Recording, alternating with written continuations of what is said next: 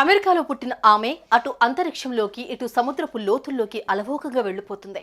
ఆకాశంలో ఉపగ్రహాలకు రిపేర్లు చేస్తుంది. సముద్రపు అడుగున మనిషి జీవించే అవకాశం ఉందేమో తెలుసుకునేందుకు ప్రయత్నిస్తుంది. ఒక రకంగా చెప్పాలంటే మానవ సమాజం కోసం ఆమె తన జీవితాన్ని అంకితం చేస్తుంది. అలాంటి వీర వనిత ఇటీవల భూమి మీద నుంచి స్పేస్లోకి వెళ్ళింది. అక్కడ నాసా చెప్పిన పని ముగించింది. కానీ తిరిగి వచ్చే విషయంలో మాత్రం వీలు కాని పరిస్థితుల్లో చిక్కుకుపోయింది. ఇంతకీ ఎవరి సునీతా విలియమ్స్? అసలు ఆమె అంతరిక్షంలోకి ఎలా వెళ్ళింది? ఎందుకెళ్ళింది?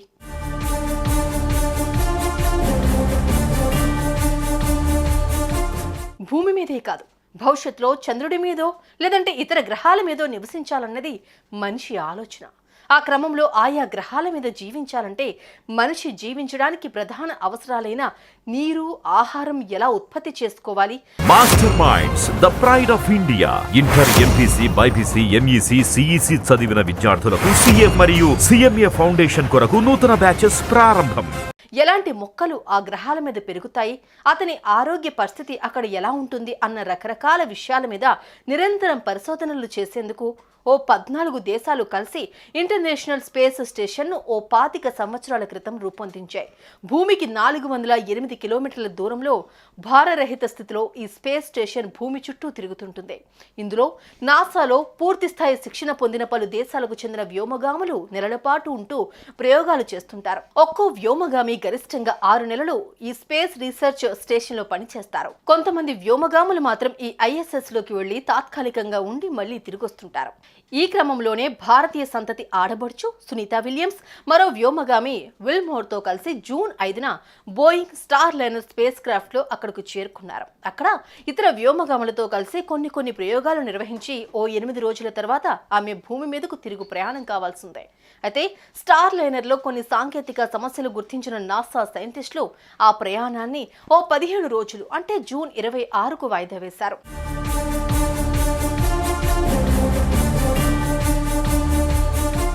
సునీతా విలియమ్స్ ను భూమి మీదకు తీసుకురావడానికి ఉపయోగించే బోయింగ్ స్టార్ లైనర్ లో అది నడిచేందుకు ఉపయోగపడే హీలియం లీకేజ్ అవుతోందని నాసా సైంటిస్టులు గమనించారు. దాంతో ఆ వ్యోమనౌక లీకేజ్ ను ఆపేందుకు స్టార్ లైనర్ సైంటిస్టులు పూనుకున్నారు.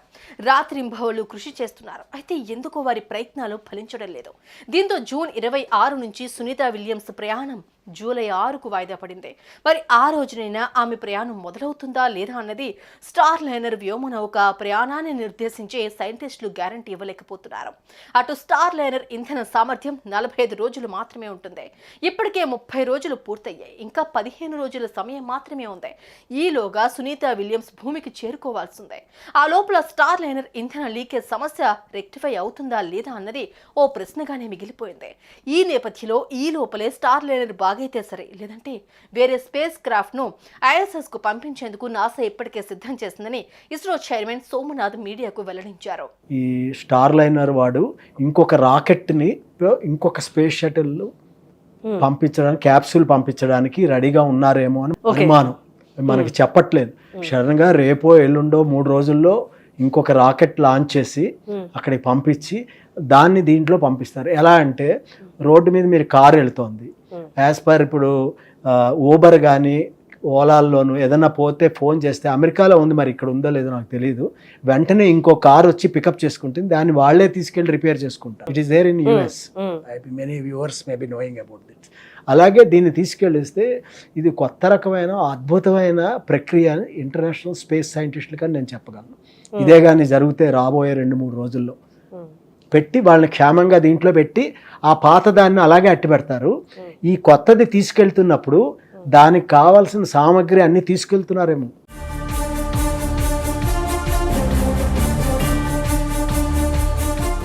యాక్చువల్గా సునీతా విలియమ్స్ ఇంటర్నేషనల్ స్పేస్ స్టేషన్లోకి వెళ్లడం ఇది 3వసారి. కల్పనా చావ్లా తర్వాత అంతరిక్షంలోకి వెళ్లిన 2వ మహిళ ఈమె. తొలి పర్యటన 2006 డిసెంబర్ నుండి 2007 జూన్ వరకు జరిగింది. రెండోసారి 2012లో 4 నెలల పాటు అంతర్జాతీయ అంతరిక్ష కేంద్రంలో గడిపింది. అంతరిక్ష మొదటి ప్రయాణంలో 6 నెలలు సౌర ఫలకాలను అమర్చడం, ప్రయోగాలకు అనువుగా ఆ కేంద్రాన్ని మరమ్మతులు చేయడం వంటివి చేసింది.